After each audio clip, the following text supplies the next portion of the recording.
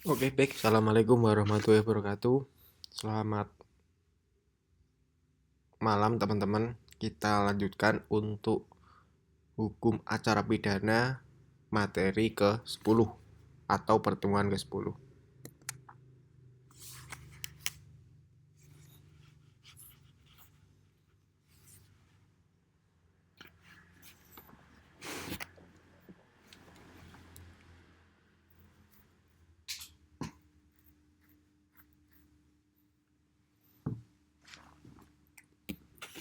Nah, di pertemuan ke-10 berkaitan dengan proses persidangan bagian kedua. Lanjutan dari pertemuan ke-9 yaitu proses persidangan bagian pertama.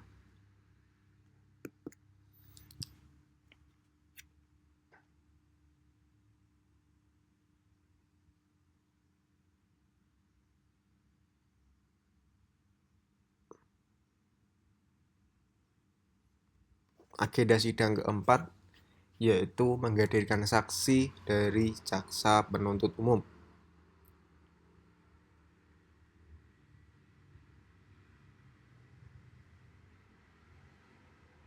Menghadirkan saksi dari jaksa penuntut umum untuk mendengar dan menilai keterangan saksi yang diajukan jaksa penuntut umum atau JPU guna membuktikan unsur-unsur tindak pidana dalam surat dakwaan. Dasarnya di pasal 160 Kitab Undang-Undang Hukum Acara Pidana yang mengatur tentang urutan pemeriksaan saksi dan cara pengajuan pertanyaan oleh hakim, JPU, dan penasihat hukum. JPU mengajukan saksi-saksi sesuai daftar di surat dakwaan. Setelah saksi datang dan hadir, saksi disumpah di depan majelis hakim. Saksi diperiksa satu persatu. Untuk tanya jawab, hakim ketua bertanya terlebih dahulu, diikuti hakim anggota, lalu JPU, dan terakhir penasihat hukum. Dalam hal ini saksi menjawab langsung, tidak boleh dibantu, ditekan, atau diarahkan.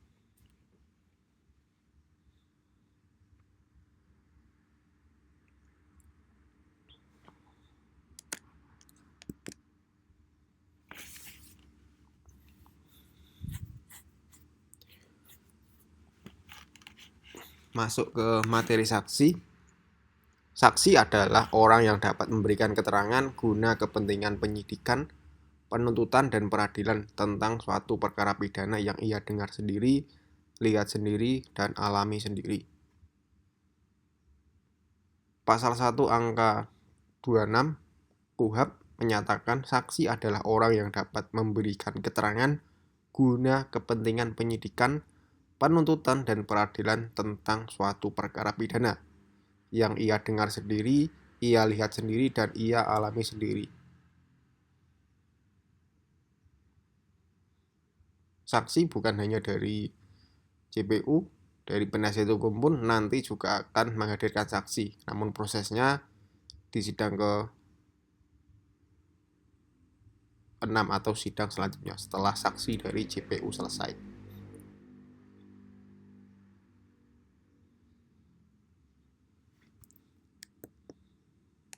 Saksi memiliki ciri-ciri utama, yaitu mengalami langsung fakta yang relevan dengan tindak pidana, bukan pihak yang terlibat secara langsung sebagai pelaku. Jadi saksi ini melihat dan mendengar.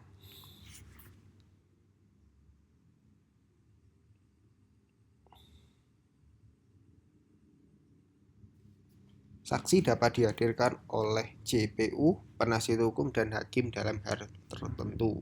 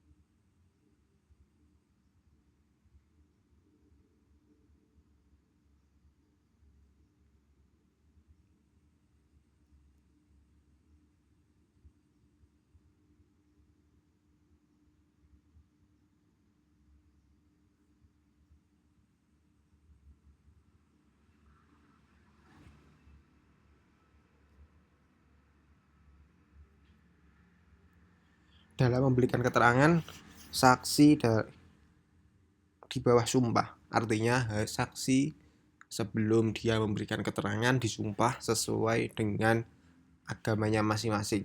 Kalau Islam ya di atas Al-Quran, di bawah Al-Quran. Kalau Kristen atau Muslim di bawah Alkitab. Saksi dianggap sebagai alat bukti sah menurut pasal 184 KUHP. Keterangan saksi di sini bertujuan untuk membantu hakim dalam menemukan kebenaran material. Jadi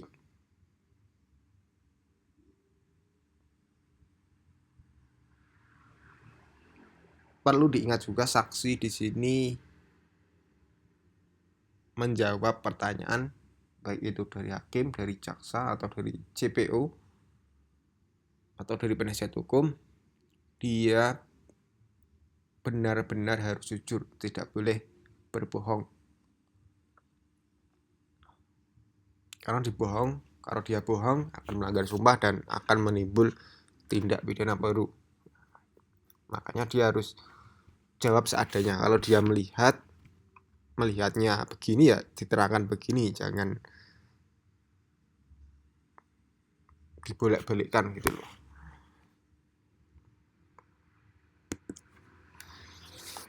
Ini penting sekali berkaitan dengan jenis-jenis saksi dalam acara pidana.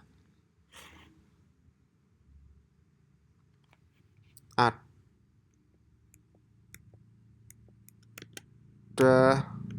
8 saksi.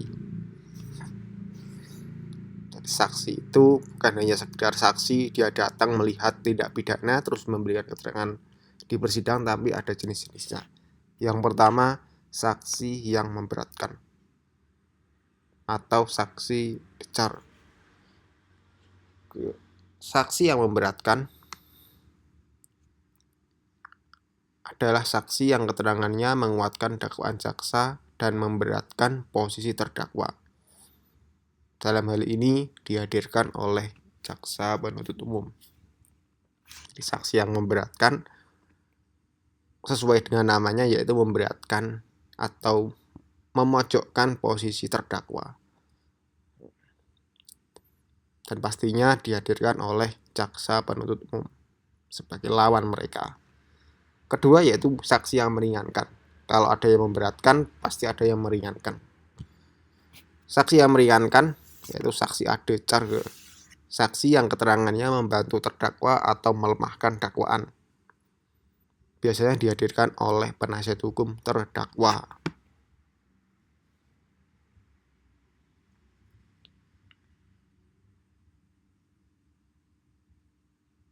Dari sisi yang memberatkan, contohnya dalam perkara pembunuhan, yang memberatkan dia adalah melihat dia dengan sengaja menusuk dan memukul kepalanya terus dia meninggal. Nah, kalau yang meringankan biasanya di pihak korban, di pihak tersangka. Si korban ini menyerang dulu. Nah, itu berarti saksi yang meringankan. Ketiga, ada saksi ahli, yaitu orang yang memiliki pengetahuan atau keahlian khusus dalam bidang tertentu dan memiliki pendapat ilmiah. Contoh itu dokter forensik, ahli pidana, dan lain-lain. Jadi orang yang khusus dalam bidangnya, ahli IT, ahli perbankan, itu saksi ahli. Nanti di slide selanjutnya kita bahas berkaitan dengan saksi ahli.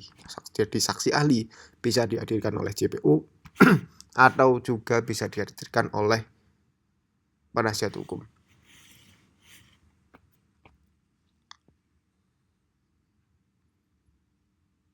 Keempat, yaitu saksi yang juga merupakan pihak yang dirugikan secara langsung akibat perbuatan pidana.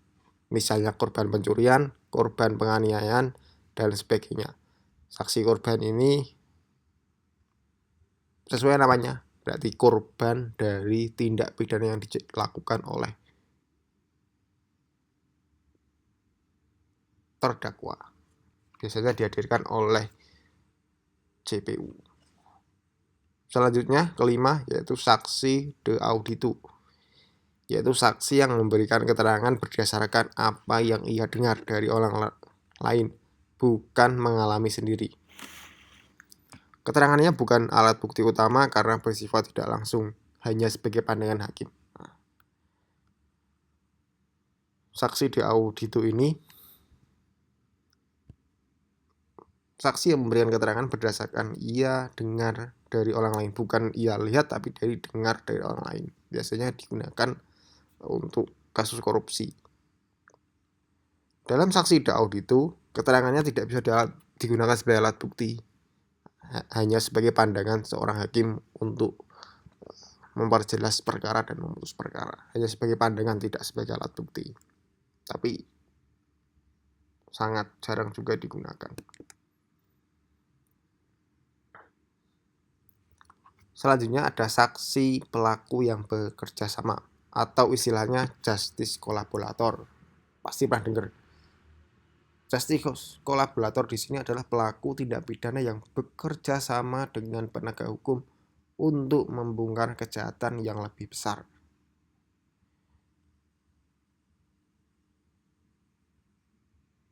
Jadi saksi yang bekerja sama dengan aparat kepolisian, entah itu penyidik, entah itu penegak hukum lainnya, yang bekerja sama untuk membongkar kejahatan atau sebagai pancingan agar kejahatan besar lebih terbongkar. Kasus ini banyak dilakukan oleh narkoba. Jadi justice collaborator atau saksi pelaku yang bekerja sama, dia adalah pengedar, terus dia bekerja sama dengan aparat kepolisian untuk menangkap bandar yang lebih besar. Contoh seperti itu. Ketujuh, ada saksi mahkota. Adalah tersangka atau terdakwa yang dijadikan saksi untuk tersangka terdakwa lain yang bersama-sama melakukan suatu perbuatan pidana. Namun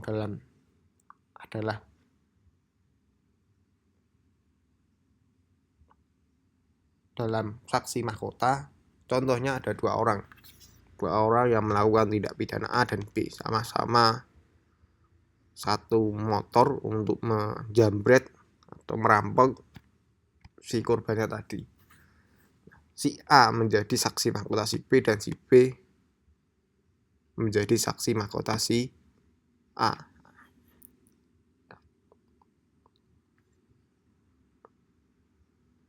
Namun dalam hal ini persidangannya tentu berbeda, A sendiri, B sendiri. Karena A dan B ini bersama-sama melakukan suatu perbuatan pidana, yaitu menjambret atau merampok tadi.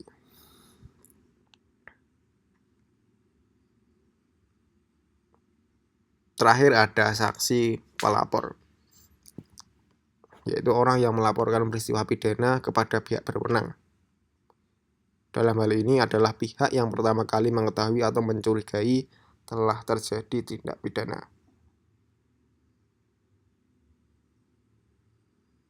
Dalam pelapor tentu dia yang melaporkan, dia yang pertama melihat dan mengetahui telah terjadi tindak pidana.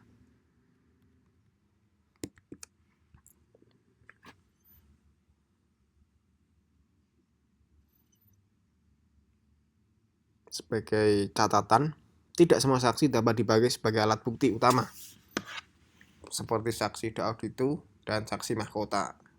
Saksi de auditu tadi yang hanya mendengar, dan saksi mahkota bersama-sama melakukan tindak pidana, bersifat pelengkap dan penggunaannya memerlukan kehati-hatian dari hakim. Dua saksi ini hanya sebagai pelengkap, tidak sebagai alat bukti, hanya untuk meluruskan perkara dan sebagai pandangan hakim apakah perkaranya benar, arahnya ke kanan atau ke kiri atau kemana. Itu hanya sebagai pelengkap saja, bukan sebagai alat bukti. Di dalam pengadilan, saksi ini juga memiliki hak. Dasar hukumnya ada. dalam pasal 159, 160, 166 KUHP dan Undang-Undang Perlindungan Saksi dan Korban.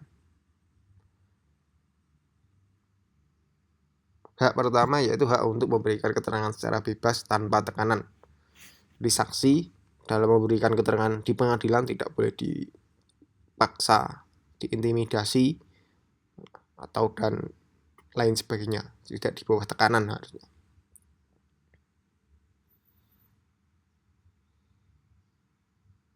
Saksi juga memiliki hak untuk menolak menjawab pertanyaan tertentu jika jawabannya memberatkan diri sendiri atau keluarganya.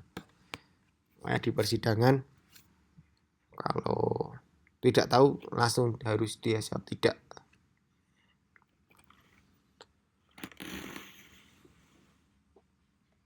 Saksi juga memiliki hak atas perlindungan identitas dan keselamatan dalam perkara seperti terorisme, narkotika, korupsi, dan lain-lain, dan hak atas pendampingan dalam perkara besar atau teror seperti terorisme, narkotika. Identitas saksi harus dijaga dan dijamin keselamatannya setelah dia memberikan saksi di persidangan.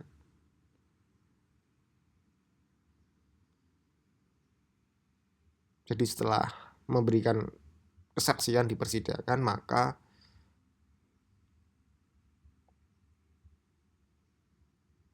orang tersebut juga harus diamankan, istilahnya dijamin keamanannya, tidak ada yang mengganggu. Setelah dia memberikan persidangan, tidak ada yang mengganggu, tidak ada yang meneror dan lain sebagainya. Nah, saksi juga berhak didampingi oleh penasihat atau lembaga perlindungan saksi.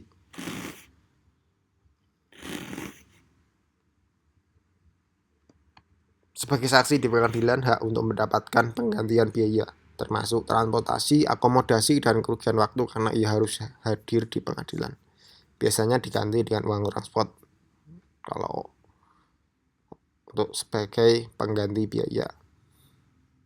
Karena dia sudah mungkin di hari itu karena sidangnya panjang, jadi setengah hari dia lewatkan tidak bekerja hanya untuk menjadi saksi di pengadilan, maka dia mendapatkan hak sebagai pengganti biaya atau hak transport karena di hari itu dia tidak bekerja karena menjadi saksi di pengadilan.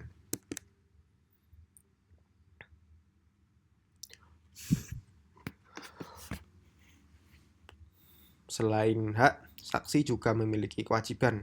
Yang pertama, kewajiban sebagai saksi dalam pengadilan yaitu hadir di persidangan dan hadir bila dipanggil secara sah. Biasanya ada surat tersendiri dari pengadilan untuk menjadi saksi dalam perkara pidana nomor berapa, tercantum semua nanti. Saksi wajib memberikan keterangan yang benar sesuai pengetahuannya sendiri. Bila mana saksi yang memberikan keterangan palsu dapat dipidana sesuai dengan pasal 242 Kitab Undang-Undang Hukum Pidana.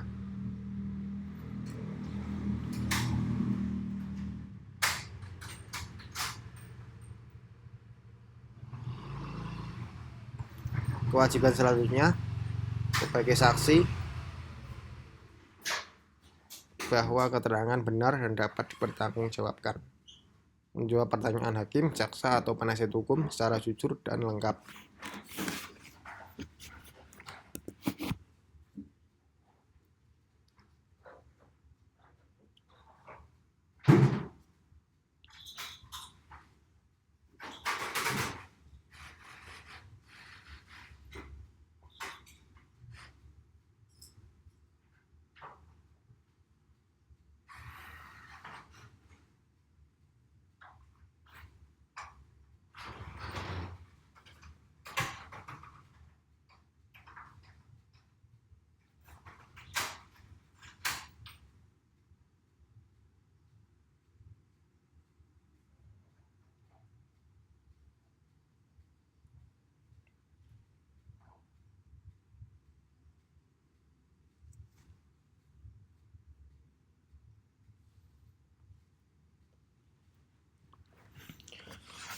Setelah JPU di sidang keempat menghadirkan saksi dari mereka, selanjutnya sidang kelima yaitu pemeriksaan saksi ahli.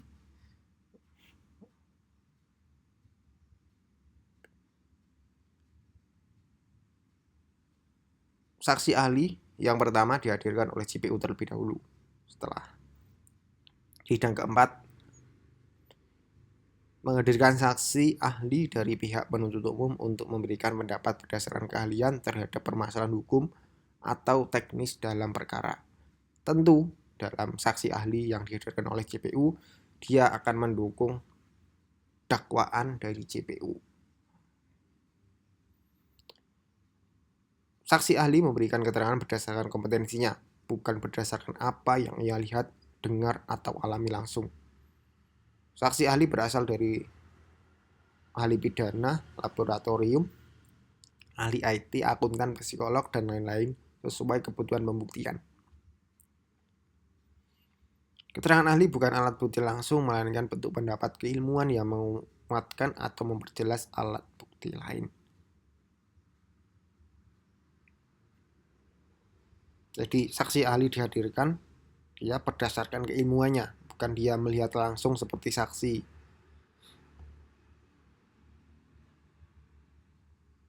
Yang lain, tetapi dia menerangkan. Misal dalam kasus pembobolan rekening bank atau pembobolan ATM, pembobolan cyber, dia menerangkan bahwa cyber dan pembobolan sistem keamanan itu seperti ini. Jadi untuk dia hadir sebagai menyampaikan pendapat dari keilmuannya. Selanjutnya dalam karakteristik ini digunakan baik untuk saksi dari JPU atau saksi dari CPH sama. Saksi ahli adalah orang yang dihadirkan dalam persidangan bukan karena mengalami langsung peristiwa pidana, melainkan karena memiliki keahlian khusus di bidang tertentu yang berkaitan dengan perkara.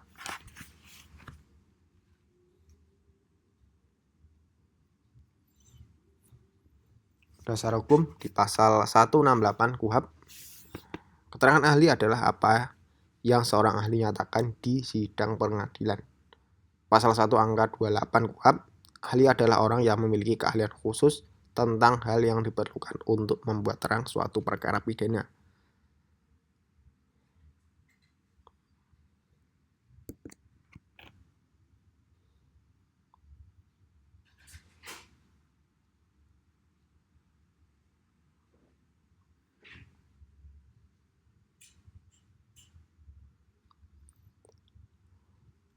Saksi ahli memiliki beberapa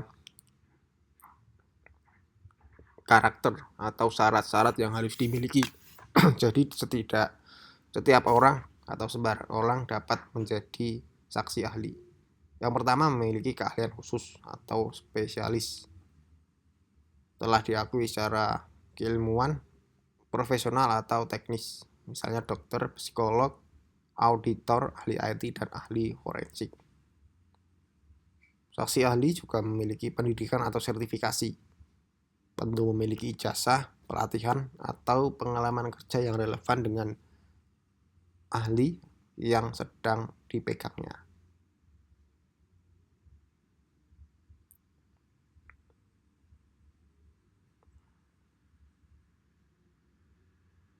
Mendapat pengakuan institusional, yaitu diakui oleh lembaga atau otoritas resmi dalam bidangnya. Saksi ahli harus objektif dan netral, tidak boleh berpihak, memberikan keterangan secara ilmiah dan objektif, bukan membela salah satu pihak, membela penasihat hukum, atau membela JPU. Saksi ahli juga memiliki kemampuan komunikasi, yaitu mampu menjelaskan hal teknis ilmiah dalam bahasa yang bisa dipahami oleh majelis hakim, serta penasihat hukum.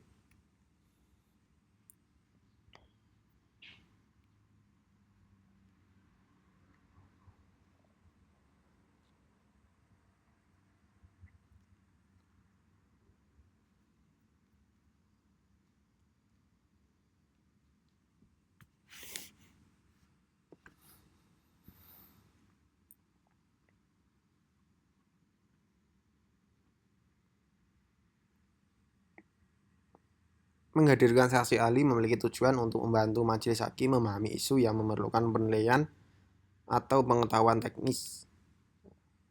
Contoh yaitu menentukan sebab kematian, kejiwaan, nilai kerugian, jejak digital, dan lain-lain. Nah, setelah sidang ke-4 dan 5 yaitu agenda dari saksi dari JPU dan saksi ahli dari JPU, selanjutnya masuk sidang ke-6 yaitu pemeriksaan terdakwa.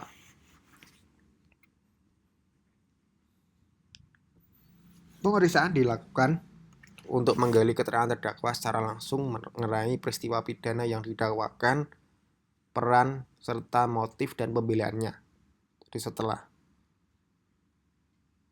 dia mendengarkan saksi yang memberatkan, terus ahli yang memberatkan, dia memberikan keterangannya terlebih dahulu, melakukan pembelaan. Oh, yang benar itu seperti ini.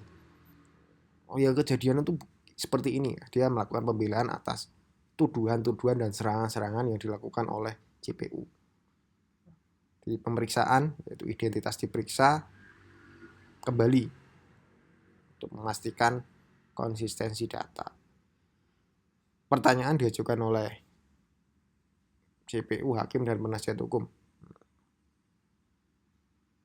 Nah, terdakwa menjawab bebas tanpa tekanan dan berhak untuk tidak menjawab pertanyaan tertentu. Terdakwa memiliki hak untuk diam atau hak ingkar, namun keterangannya sangat penting sebagai alat pembelaan. Jadi, terdakwa dalam hal ini boleh diam dalam persidangan. Namun, ketika dia berbicara maka sangat penting untuk membela dirinya sendiri. Pemeriksaan sama dilakukan secara fair, tidak boleh ada tekanan fisik, psikologis, dan lainnya. Bila terdakwa memberikan keterangan yang bertentangan dengan saksi, hal itu akan menjadi bahan pertimbangan majelis dalam menilai alat bukti. Jadi bebas dia memberikan keterangan apapun, terdakwa bebas. Bahkan dalam hal ini terdakwa boleh berbohong untuk menyelamatkan dirinya. Kalau saksi tidak boleh. Setelah pemeriksaan terdakwa, sidang selanjutnya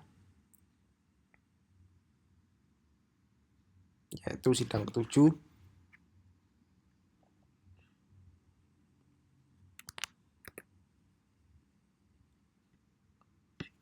yaitu pemeriksaan saksi dari terdakwa dan saksi ahli dari terdakwa. Biar imbang, JPU menghadirkan saksi dan juga saksi ahli, PH juga memberikan saksi dari terdakwa dan saksi ahli untuk melakukan pembelaan atau bantahan terhadap dakwaan dari JPU.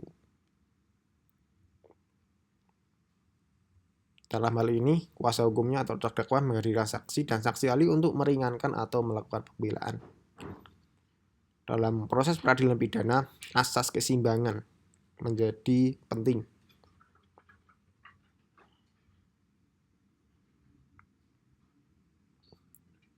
Kehadiran saksi meringankan, bisa membuka fakta baru atau memperjelas keadaan terdakwa yang tidak sepenuhnya tercakup oleh saksi JPU. Ahli dari terdakwa dapat memberikan penjelasan, misalnya psikolog, kriminolog, atau ahli pidana yang menguatkan dalil pembelaan. Tentu dalam hal ini adalah saksi yang meringankan bagi terdakwa atau yang membela terdakwa.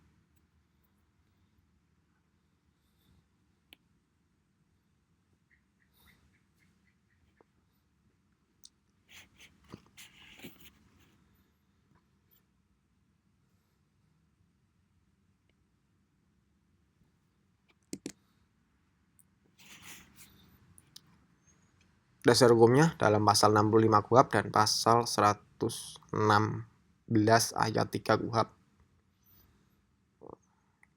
Nah, jika terdakwa dituduh melakukan penganiayaan berat, namun saksi meringankan dari terdakwa mengatakan bahwa terdakwa hanya membela diri, dan ahli forensik yang dihadirkan terdakwa menyatakan bahwa korban sebanding dengan reaksi spontan, maka persepsi si hakim bisa berubah terhadap perkara.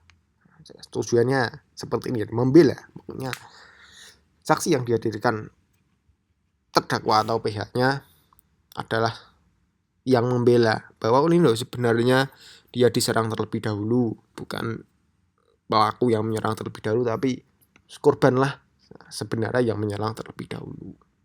Nah, maka dalam hal ini akan terbuka bagaimana perkara yang sesungguhnya.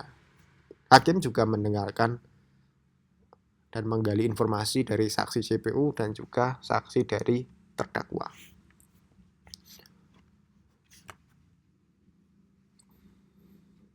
Sidang ini penting karena memastikan bahwa pengadilan tidak hanya mendengar dari satu sisi, melainkan memberi ruang seimbang bagi semua pihak.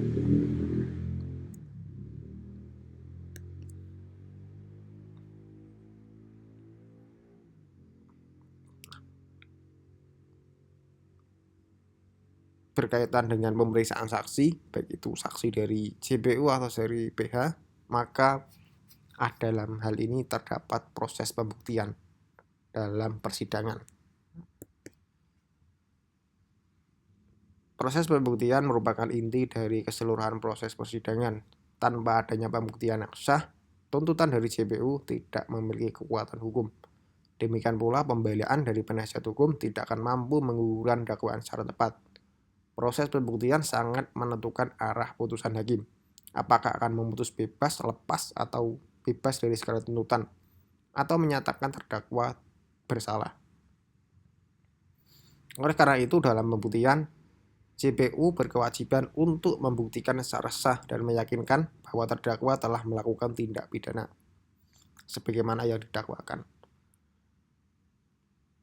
PH juga bertugas untuk menyanggah, membantah, atau melemahkan pembuktian JPU, serta mengajukan bukti-bukti yang meringankan terdakwa. Nah, dua orang ini saling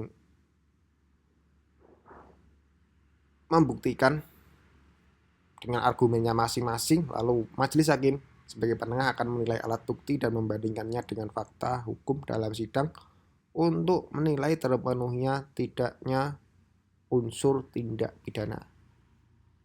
Maka pembuktian baik itu dari pihak JPU atau penasihat hukum sangat-sangat penting. Dalam hal ini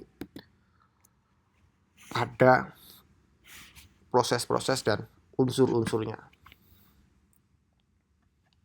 Agak panjang materi hari ini. Pembuktian dalam perkara pidana adalah proses untuk menunjukkan dan meyakinkan hakim bahwa suatu peristiwa pidana benar-benar terjadi dan dilakukan oleh terdakwa melalui alat bukti yang sah menurut hukum. Dalam pasal 183 KUHP, seorang terdakwa hanya dapat dipidana apabila hakim memperoleh keyakinan berdasarkan alat bukti yang sah bahwa terdakwa bersalah melakukan tindak pidana. Menurut Prof. Susilo, pembuktian adalah upaya menghadirkan alat bukti dalam persidangan guna meyakinkan hakim akan kebenaran dakwaan terhadap terdakwa. Menurut Nurtej, yaitu pembuktian adalah penyampaian fakta-fakta dalam persidangan yang dapat memperkuat atau melemahkan dakwaan.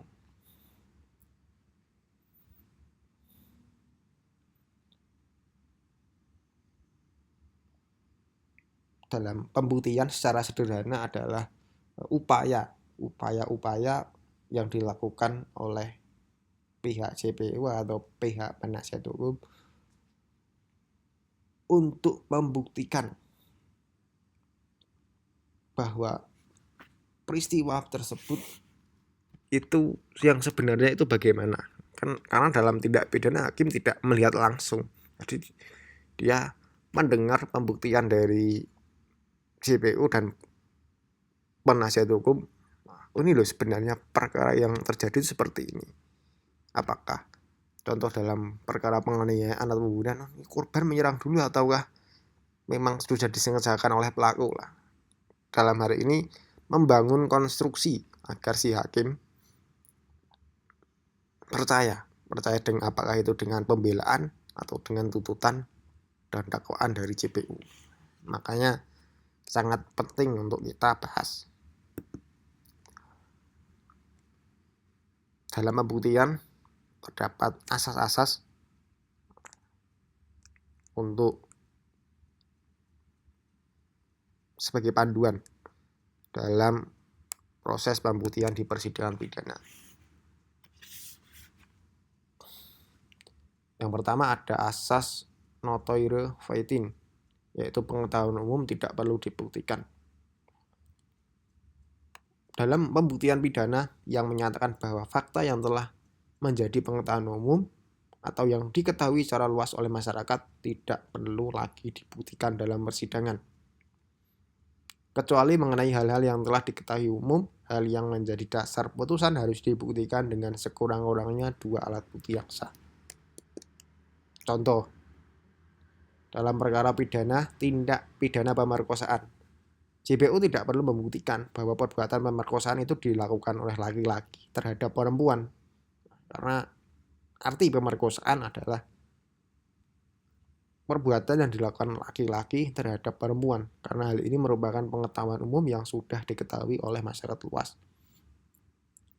dan tidak perlu dibuktikan lagi dalam konteks pembuktian unsur pidana. Jadi langsung fokus ke pidana, jangan yang hal-hal umum. Asas ini memiliki fungsi dan tujuan, yaitu meminimalisir pembuktian terhadap fakta-fakta yang bersifat elementer yang sudah disepakati oleh logika umum atau pengalaman masyarakat, sehingga fokus hanya pada fakta-fakta spesifik dari perkara yang mudah yang masih diperdebatkan. Selain itu juga menyingkat waktu, karena sesuai dengan asas peradilan cepat, biaya ringan. Jadi tidak usah melebar, langsung ke fakta-fakta dari tindak pidana tersebut. Asas kedua yaitu asas unus testis nullus testis, satu saksi bukanlah saksi. Asas ini menyatakan bahwa keterangan dari satu orang saksi saja tidak cukup untuk membuktikan suatu tindak pidana. Minimal harus ada 2 saksi atau alat bukti lainnya yang mendukung. Tujuannya adalah mencegah putusan yang hanya bergantung pada testimoni tunggal yang berisiko bias atau tidak objektif.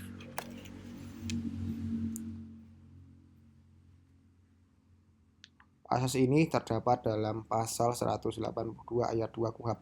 Keterangan seorang saksi tidak cukup untuk membuktikan bahwa terdakwa bersalah terhadap perbuatan yang didakwakan kepadanya. Contoh, dalam perkara pidana misalnya, dalam perkara pencurian hanya ada satu saksi yang melihat terdakwa mengambil barang tanpa izin dari korban. Jika tidak ada dukungan alat bukti lain seperti CCTV, petunjuk, atau keterangan saksi tambahan, maka pengadilan tidak boleh menjatuhkan putusan bersalah hanya berdasarkan satu keterangan saksi tersebut. Jadi minimal dalam asas ini satu saksi bukanlah saksi, saksi minimal 2 orang. Tujuan dari asas ini menjamin kepastian hukum dan keadilan, serta mencegah kriminalisasi hanya berdasarkan keterangan tunggal yang tidak diuji sidang melalui pembuktian lainnya. Namun, jika satu keterangan saksi diperkuat dengan alat bukti yang lain yang sah, maka dapat menjadi dasar pertimbangan hakim dalam menjatuhkan putusan. Jadi satu saksi boleh, tapi didukung dengan alat bukti yang lain. Contoh di sini didukung seperti CCTV atau keterangan-keterangan lain. Tapi kalau satu keterangan dari seorang saksi itu tidak sah. Selanjutnya, asas pengakuan tersangka tidak mutlak membuktikan kesalahannya. Asas pengakuan tersangka tidak mutlak membuktikan kesalahannya atau non-self-incriminating evidence must be corroborated, yaitu menegaskan bahwa pengakuan terdakwa atau tersangka saja tidak cukup untuk membuktikan kesalahannya, kecuali jika pengakuan tersebut diperkuat dengan alat bukti lain yang sah menurut hukum acara pidana. Dasarnya di pasal 189 ayat 4. Pengakuan terdakwa saja tidak cukup untuk membuktikan bahwa ia bersalah terhadap perbuatan yang didakwakan, kecuali disertai alat bukti yang lain.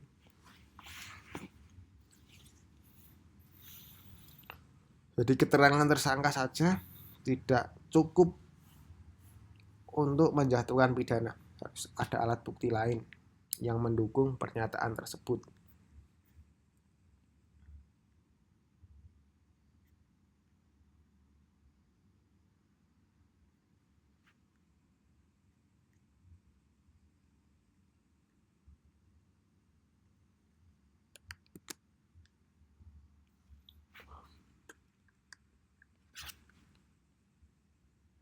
Contoh dalam perkara pidana, misalnya seorang terdakwa mengaku bahwa dia telah melakukan pembunuhan. Namun jika tidak ada dukungan dari alat bukti lain seperti keterangan saksi, visum atau petunjuk, maka pengadilan tidak boleh menjadikan pengakuan tersebut sebagai satu-satunya dasar untuk memutus ia bersalah. Tujuannya yaitu melindungi terdakwa dari paksaan, tekanan, atau manipulasi dalam proses penyidikan, serta menjamin prinsip keadilan dan perlindungan hak asasi, mencegah terjadinya false confession atau pengakuan palsu yang mungkin terjadi karena ketakutan, tekanan psikologis, atau upaya melindungi pihak lain.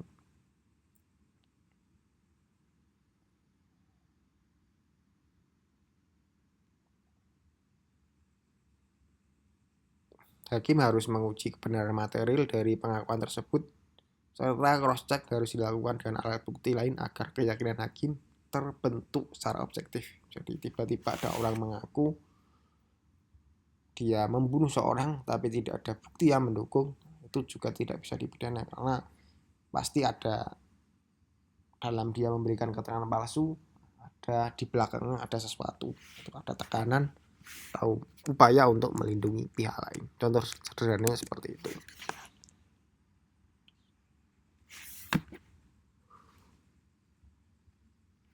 Selanjutnya, asas terdakwa tidak dibebani kewajiban pembuktian. Presumption of innocence.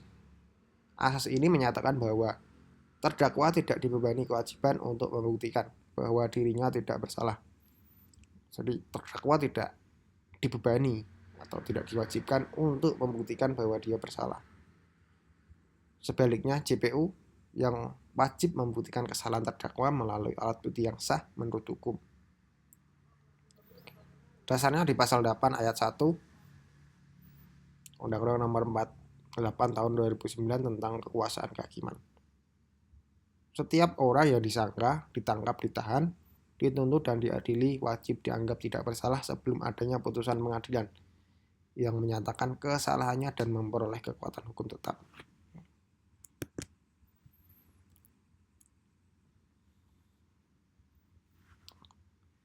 Penegasan juga terkandung secara implisit dalam sistem pembuktian pidana yang mengandung sistem negatif dalam pasal 183 KUHP.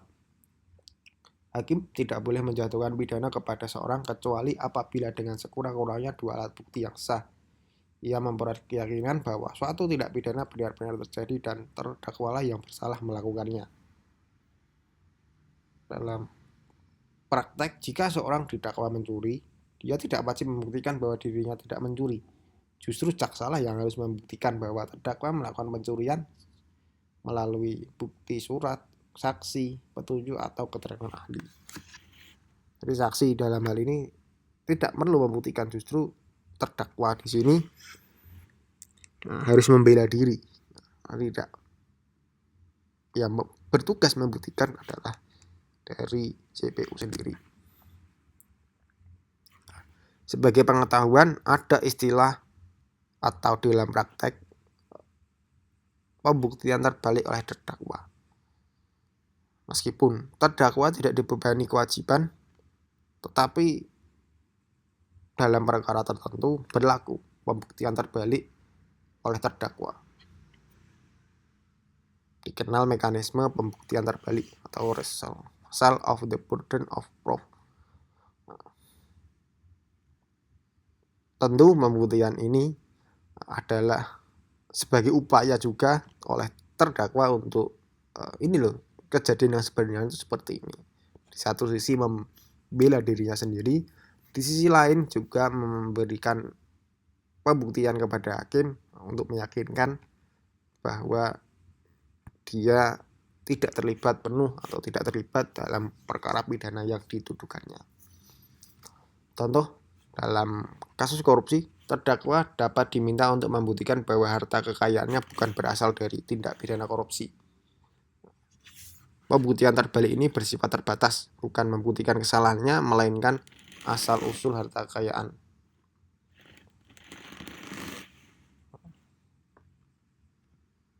Tetapi jaksa penuntut umum wajib membuktikan bahwa terdakwa melakukan tindak pidana korupsi, sifatnya lebih sebagai kewajiban menjelaskan kekayaan, bukan pembuktian bersalah. Jadi sifatnya hanya terbatas kalau pembuktian terbalik.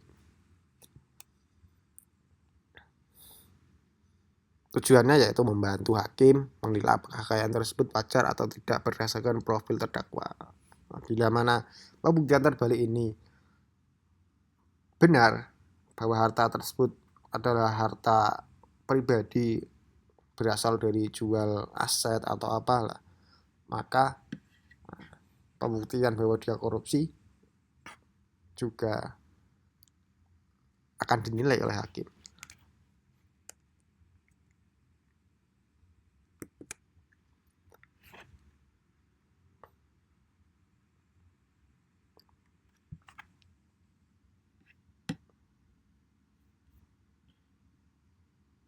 Selanjutnya ada asas conviction in time atau kebebasan hakim menilai pembuktian. Asas ini menyatakan bahwa hakim memiliki kebebasan batin untuk menilai apakah suatu fakta dianggap terbukti atau tidak. Selama penilaian itu didasarkan pada dua hal utama, yaitu alat bukti yang sah dan keyakinan hakim yang logis dan objektif.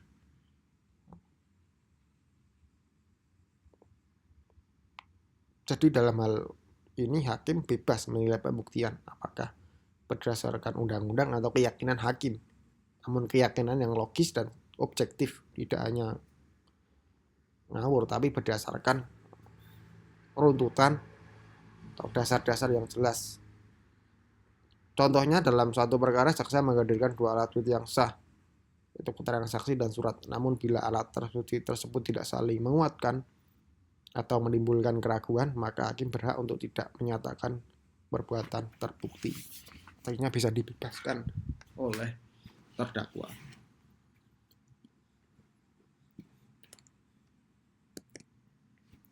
Selanjutnya ada asas in dubio pro reno, dalam keraguan putusan untuk terdakwa. Asas ini mengatur bahwa jika setelah seluruh proses pemeriksaan terdapat keraguan yang wajar terhadap kesalahan terdakwa, maka putusan harus dijatuhkan untuk kepentingan terdakwa, yakni bebas dari dakwaan. Setelah pembuktian panjang dari pihak JPU dan PH, saat waktu memutuskan, hakim ragu ini dakwaan jaksa ini karena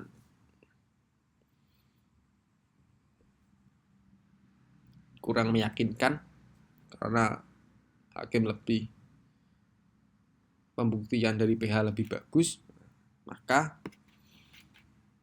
putusan bebas atau putusan harus menguntungkan terdakwa karena pembuktiannya ragu.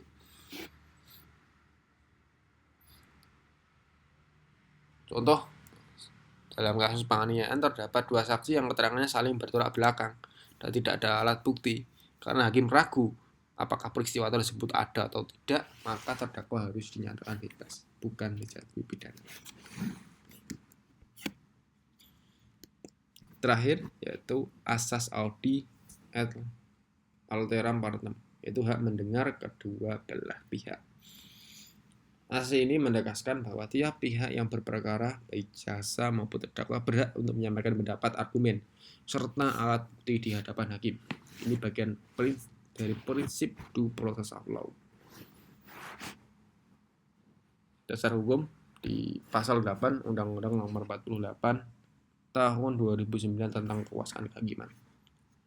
Contoh, dalam proses persidangan, hakim tidak boleh langsung memutus berdasarkan dakwaan jaksa tanpa memberi kesempatan pada terdakwa, termasuk menghadirkan saksi yang meringankan atau memberikan keterangan pribadi.